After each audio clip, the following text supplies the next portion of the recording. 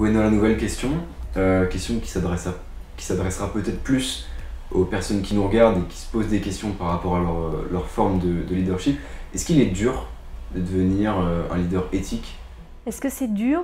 Non, c'est pas dur. Maintenant, ça demande du travail. Ça demande vraiment du travail parce que c'est un chemin vers être toujours plus acteur de choses qualitatives et positives pour moi et pour les autres.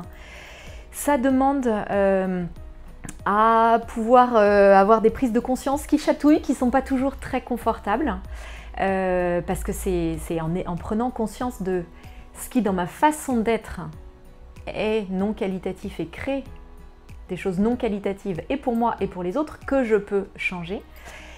Maintenant, la raison pour laquelle je dis que non, c'était pas dur, c'est qu'en fait c'est tellement plus de qualité de vie pour soi, au quotidien et autour de soi, qu'en fait c'est vraiment du plaisir. Donc il y a des moments de prise de conscience qui sont pas très sympathiques, c'est vrai. Et ce que ça demande, c'est que pour devenir un leader éthique, pour être un leader éthique, ça demande de la constance.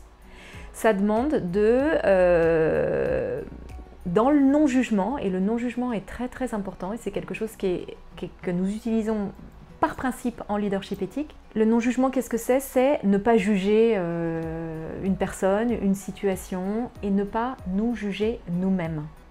Et en fait, là où c'est difficile, c'est que nous avons tellement l'habitude de poser des émotions ou des réactions négatives sur des choses que quand nous prenons conscience que nous n'avons pas été parfaits ou la personne que nous aurions eu envie d'être à un moment donné, dès qu'il y a le jugement qui s'active, c'est extrêmement difficile d'accepter ça pour le dépasser et créer autre chose.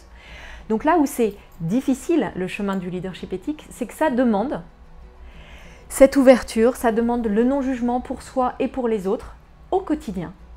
Et de remettre de tous les jours, se dire ok, je recommence et j'y vais. Alors bien entendu, il y a des tas de choses, donc quand on en prend conscience, foup, ça disparaît.